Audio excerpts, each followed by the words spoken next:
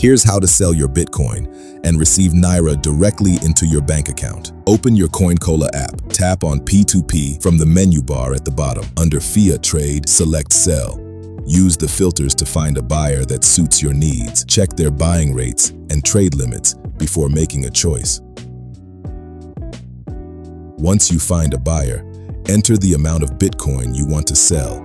Tap the contact icon at the top right corner of the screen to check if the buyer is currently available. CoinCola also offers pre-trading templates to make your communication smooth and professional. When the buyer confirms availability, tap Sell, then hit Continue Trade to proceed. Share your bank account details with the buyer and wait for payment. The buyer has 20 minutes to complete the payment. If they don't pay within that time, the trade will automatically be canceled. Once you receive the payment in your bank account, confirm with the buyer. Then tap Release BTC to complete the transaction.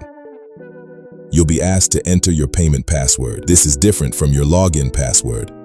If you haven't set one up yet, or if you forgot it, simply tap Reset Password. And that's it. You've successfully sold Bitcoin for Naira on CoinCola. Visit CoinCola.com or download the CoinCola app on the App Store or Google Play Store to explore all our cool products and features.